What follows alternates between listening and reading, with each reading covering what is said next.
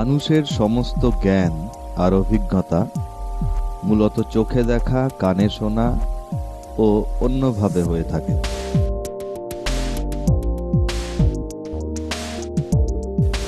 চোখে দেখা অভিজ্ঞতা আবার তিনটি শ্রেণীতে ভাগ করা যায়: প্রসার, বর্ণ ও কাল পরিমাপ।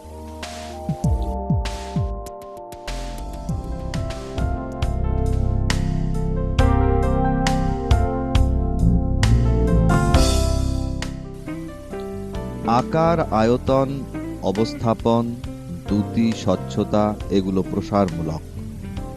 বিচলন, স্পন্দন, গতি, ঝলকানি, ঝকমকানি কাল পরিমাপের।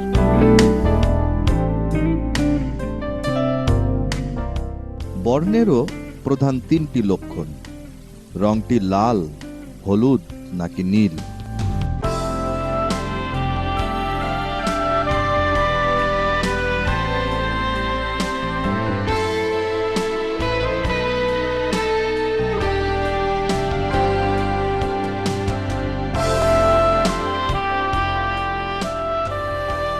রিন্টু মূলত মৌলিক রং তিনটি নিয়েই কাজ করতে ভালোবাসে। আবার তার ছবিতেই মৌলিক রংগুলির প্রকারভেদও রয়েছে।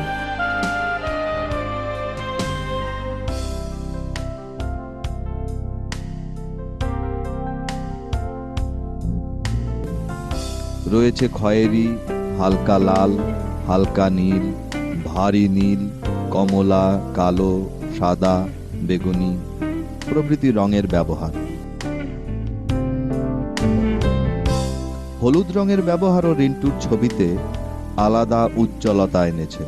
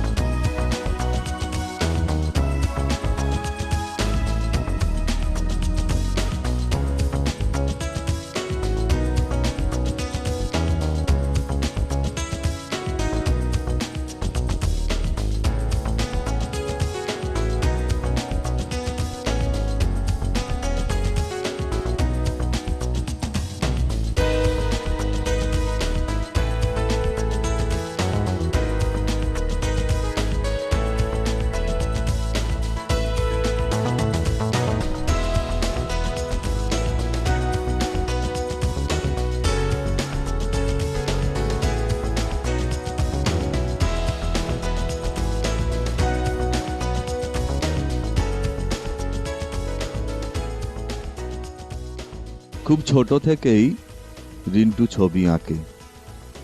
রিন্টু কারজি, ছবি আঁকতে ওর ভালো লাগে। প্রথম প্রথম রিন্টু যখন ছবি আঁকত তখন তার সব শিল্পকর্মই ছিল মূলত অন্য ছবি বা বস্তুর কপি।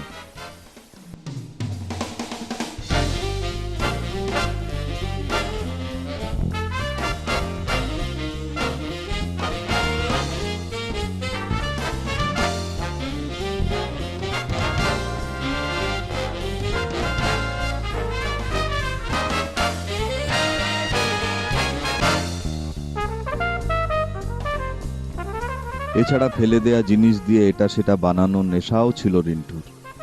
এসব করতে তার খুব ভালো লাগতো। মনের ভেতর আলাদা আনন্দ জাগত, সাড়া দিত।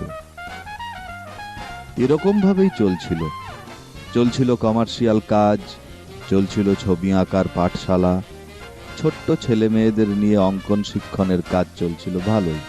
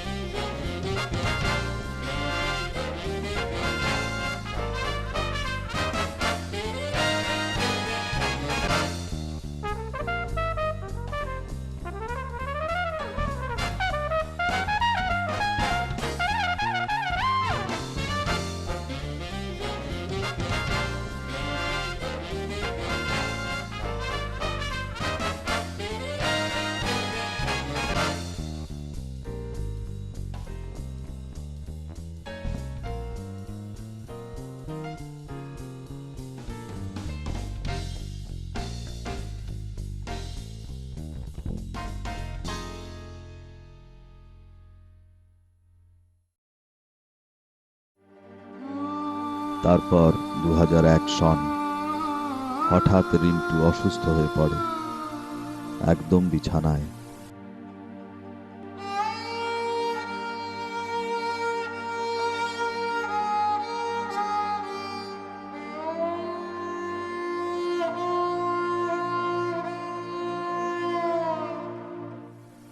একে একে সব কাজ বন্ধ হয়ে গেল।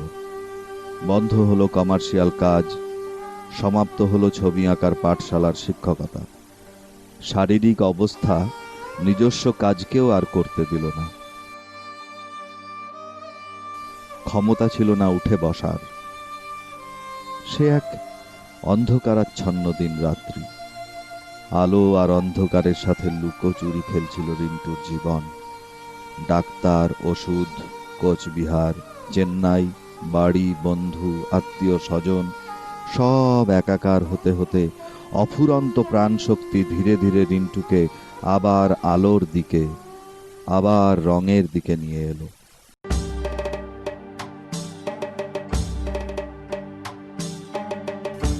সোজা হয়ে উঠে দাঁড়াবার শক্তি সঞ্চিত হলো তার কোষে কোষে, শিরায়, ধমনীতে।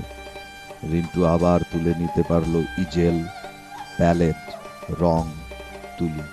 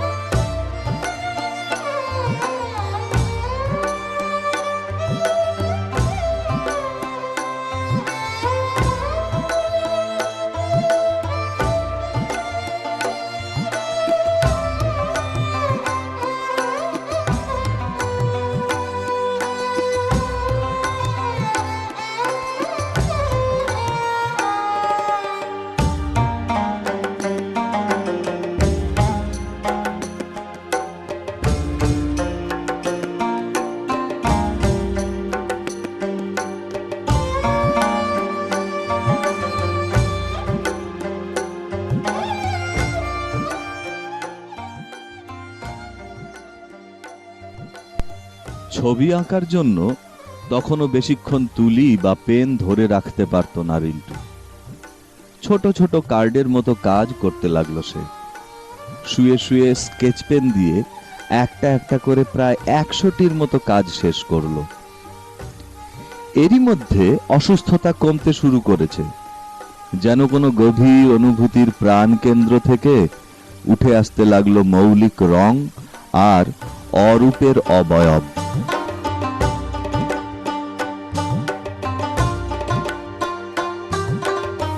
আসলে রিন্টুর প্রাণের ছবি, মনের ছবি আর মননের ছবি উঠে এলো জীবনের অন্ধকার শক্তিকে পরাজিত করে।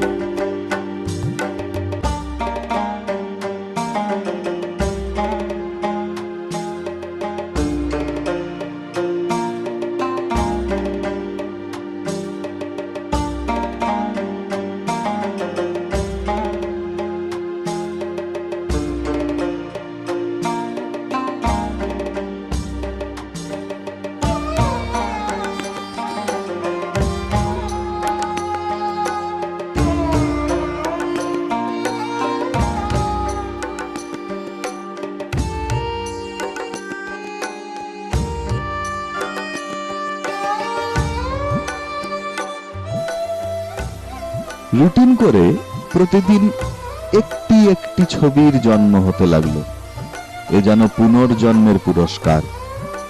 অন্তঃসলীলা অনুভূতি একটি একটি করে পাপড়ি মেলতে শুরু করলো তার ক্যানভাসে। এই সময় সে বেছে নিয়েছিল জটিং এর কাজ, জেল পেন আর আর্ট পেপারে। কারণ উপার্জন নেই, খুব কষ্টে অর্থাভাবে সাদা কালো কাজ 1000টিরও বেশি উঠে এলো রিন্টুর অবচেতন থেকে আমাদের চোখের সামনে। তারপর ভাবনা এলো অল্প টাকায় কি করে আরেকটু বড় কাজ করা যায় এবং সেই কাজটিতে কি করে রং ব্যবহার করা যায়। এখান থেকেই একদিন হঠাৎ রিন্টুর মনে হলো প্রতিমা রং করার জন্য যে রং বা আর্থ কালার ব্যবহার করা হয় সেগুলো তার ছবিতে ব্যবহার করতে পারলে কেমন হয়। ভাবনাটা শুরু হলো, কাগজে সেটা কেমন লাগবে। ভাবতে ভাবতেই কাজ শুরু হলো।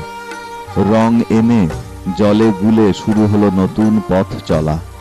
নষ্টও হলো বেশ কিছু ক্যানভাস, রং, কাগজ, সময়।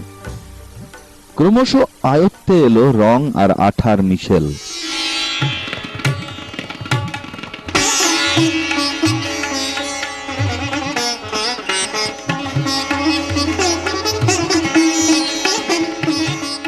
ধীরে ধীরে রং আর আঠা রিন্টুর কথা বুঝতে পারলো। বর্ণে বর্ণে পুলক জাগলো কাগজে কাগজে, স্পন্দন জাগলো মনের আনাচে কানাচে। তার ছবিতে ঘরবাড়ি, মানুষ অথবা জীবন্ত ল্যান্ডস্কেপ যেমন ধরা পড়েছে, তেমনি উপলব্ধির গভীরতম স্তর থেকে ছবির প্রেক্ষাপট বা রং প্রসারিত হয়েছে।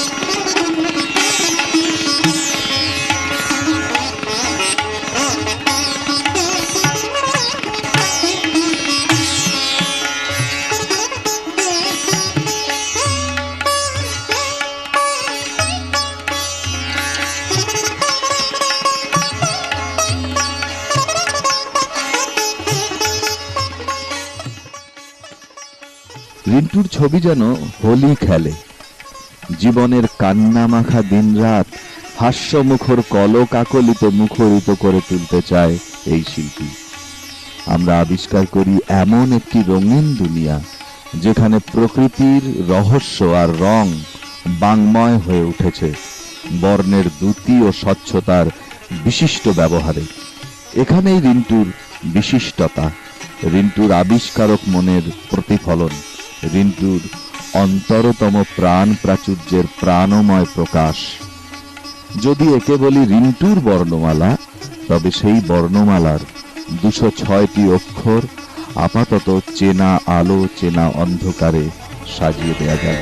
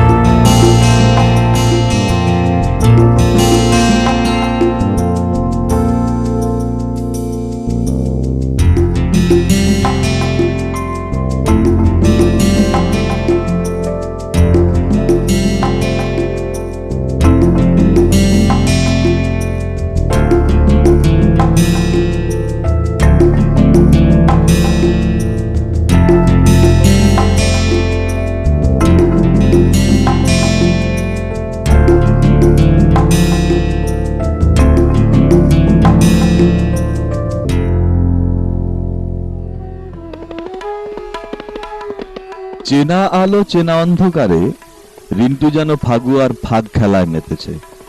এখানে ব্যবহৃত রঙের গাঢ়ত্ব, রেখার সরল ও বক্রগতি প্রতিটি পৃথক চিত্রকে আলাদা মাত্রা দিয়েছে।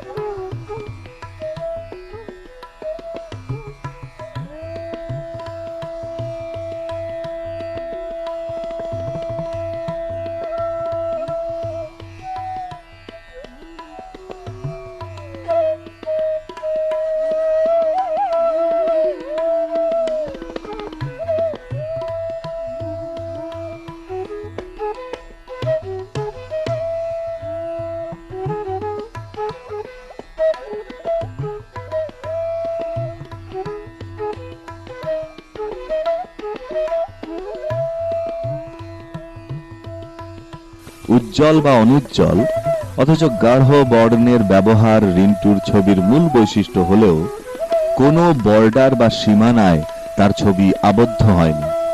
একটি ছবিও বর্ডার বন্দী নয়।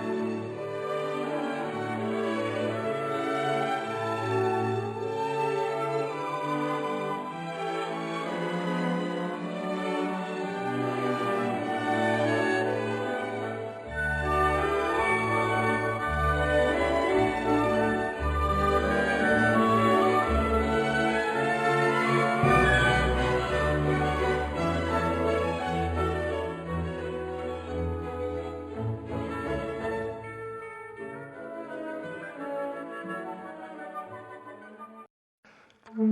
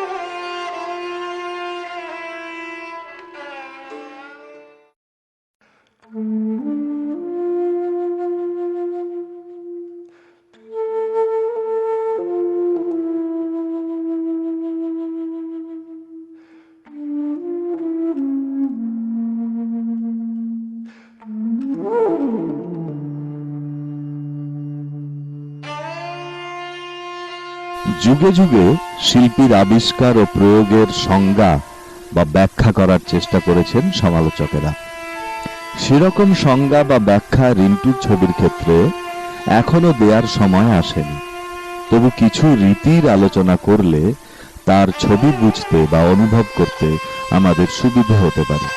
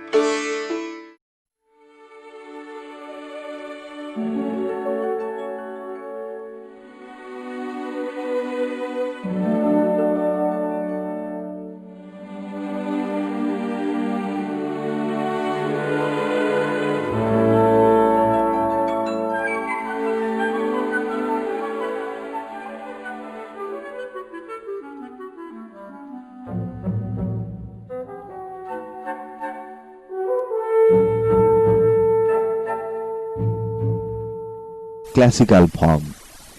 প্রাচীন মহাকাব্য, ধর্মীয় মহাগ্রন্থ ও ইতিহাস ভিত্তিক চিত্রকর্ম, যার গঠন প্রণালীতে একটা বিস্তৃতি আছে।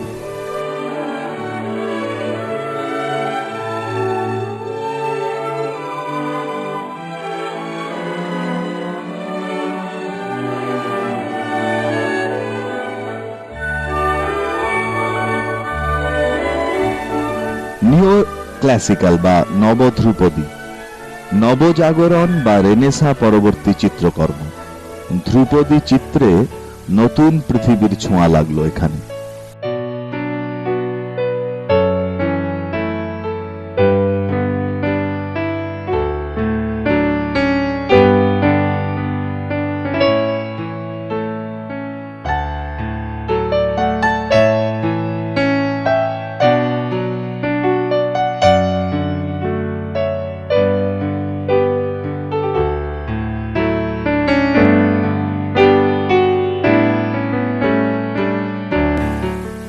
রোম্যান্টিসিজম, স্বাদেশিকতা, প্রেম ও সৌন্দর্যের প্রতি বেশি ভাবাবেগ। ন্যাচারালিজম বা স্বাভাবিকতাবাদ, জীবন যেরকম তার ভালো মন্দ সহজভাবেই প্রকাশিত হবে, স্বাভাবিকতার বাইরে অন্য কিছু বলার এখানে অবকাশ নেই।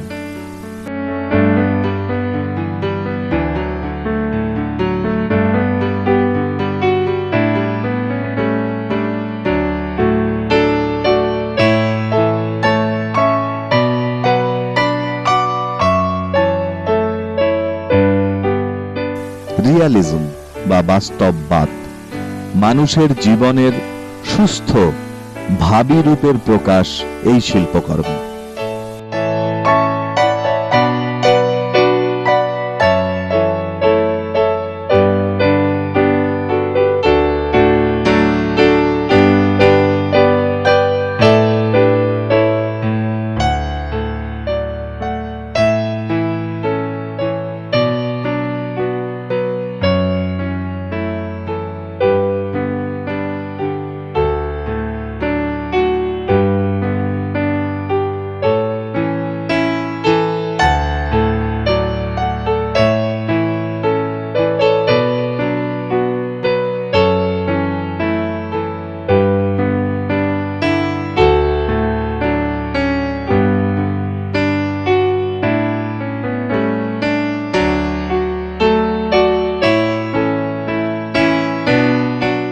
এক্সপ্রেশনিজম বা প্রকাশবাদ। শুধুমাত্র বাইরের দৃষ্টিতে দেখা শিল্পকর্ম নয়, এই ফর্মে ভেতরের ব্যাখ্যাও পাওয়া যাবে।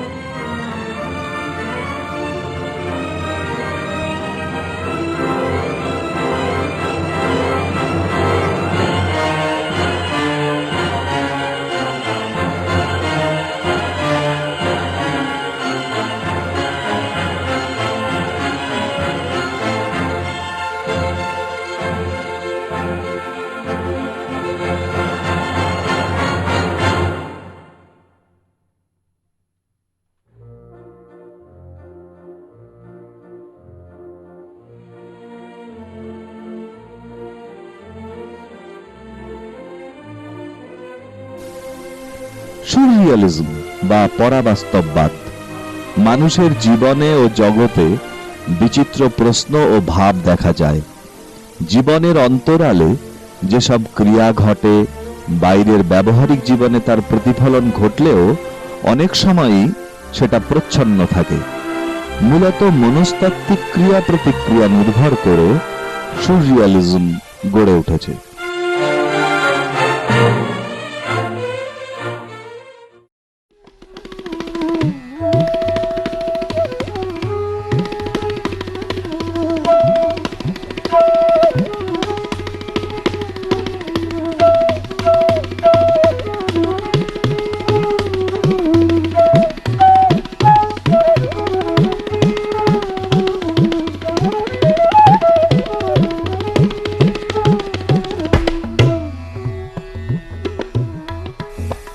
ফর্মালিজম বা রীতিবাদ সম্পূর্ণ পদ্ধতিগত চিত্রাঙ্কন বা শিল্পকর্ম।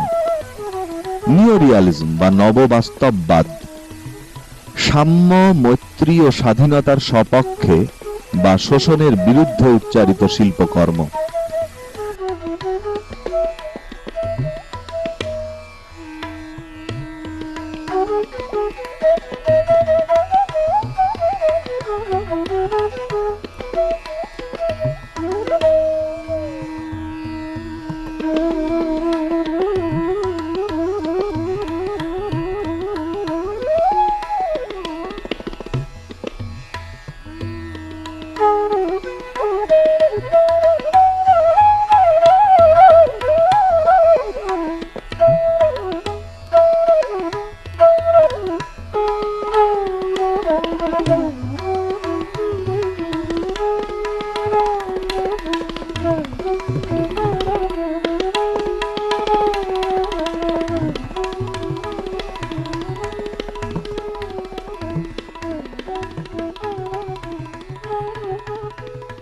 নিওরিয়ালিজম বা নববাস্তববাদ সাম্য, মৈত্রী ও স্বাধীনতার সপক্ষে বা শোষণের বিরুদ্ধে উচ্চারিত শিল্পকর্ম।